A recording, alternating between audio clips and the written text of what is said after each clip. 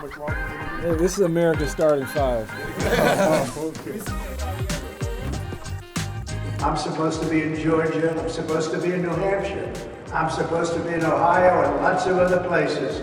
And they have me sitting here for a Biden trial. It's a Biden trial. And I never saw so many prosecutors. They're all sitting in the room over nothing, over absolutely nothing. There's no crime. There's no anything here. And that's what these legal scholars say. How can you bring a case like this? Bragg didn't want to bring it. Bragg is the guy bringing it, and he didn't want to bring it. Went to every agency just about in law enforcement. They all turned it down as a joke. And I'm sitting here because that's exactly what they want. They don't want me on the campaign trail.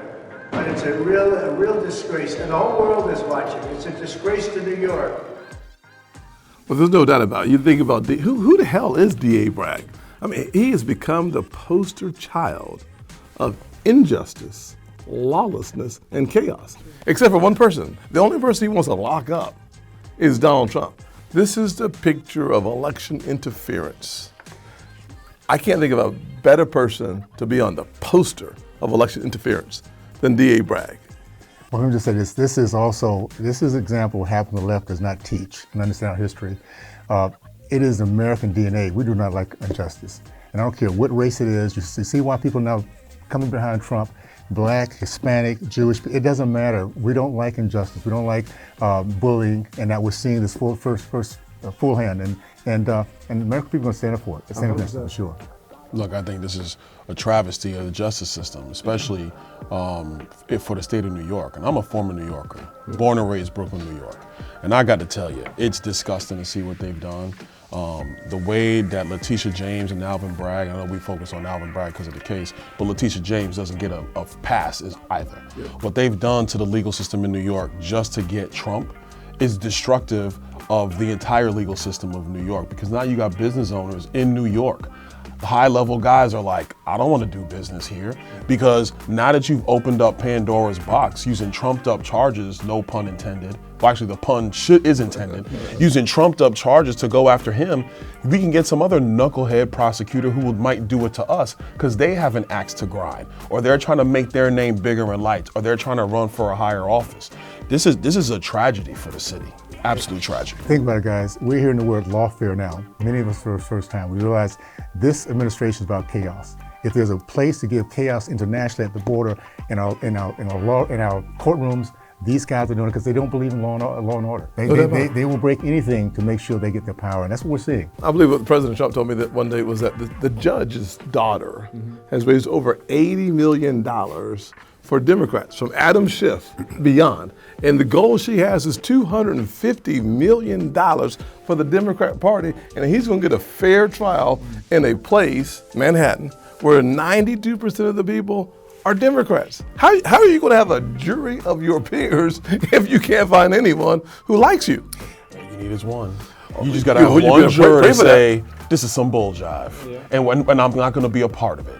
Because when you step away from the grifting, the outright grifting of the Democrats on this issue, from Joe Biden on down to get the campaign money, keep Donald Trump in the courtroom, the man's freezing in there. Listen, it's a travesty, but they're grifting off of this whole thing because they just want to stop them point blank. That's where we are. Well, this is a message about what the Democratic Party has always been, actually. And I think as a race, we've seen this over the years. We've understood how it is to go from a race that is successful in so many ways because had a segregated community that really believed in our future and our kids, to one now that's at the bottom of every matrix we can, because leave it to those guys to force dependency, to force injustice. And America's now seeing what's coming after them if they don't get this right in November, for sure. I actually think that between Fani Willis, Alvin Bragg, Letitia James, I think it's ironic that they actually found black folks to protect white liberals' power. No facts. Say that again. They found token black folks, Letitia James, Alvin Bragg, and Fani Willis, to protect white liberals' power. That's what this is all about. And just I believe what you said, Burgess. We've seen this for years. We've seen our people continue to fall further and further behind, while the same people keep on elevating. And the only person in my lifetime who did the best at making sure that everybody everybody could pursue the American dream and lived under the most prosperous environment with Donald Trump. And when you look at what was happening 5 and 6 years ago, when you were looking at the economic outlook, people were saying, hey, I was making more money. We have more peace. We had people enforcing the laws. And they are absolutely terrified of losing their power. That's what this is all about. And so they have their step and fetchits going after their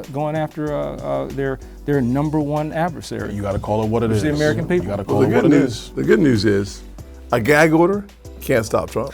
4 out of 5 days in the courtroom ain't stopping Trump. He is rising in the polls because, as you said, everyday Americans believe in fairness. And what you don't see in this justice process is fairness. What you do see is lawlessness. What you do see is chaos. What you do see is oppression. If any group of people are opposed to an unfair, inconsistent application of the legal system, people look like us. And I'll say this, I've always believed that at some point in our history, the Black community, Hispanic community, those who are not sitting at the table, will be the one, as we pull our communities back from the abyss, will pull the country back. And that's what's happening right now. All it takes is a small majority, that says, we want our values, we want our families, we want our jobs, we want our safety. And as we do that, we bring our entire country back to the vision that our founders had for us.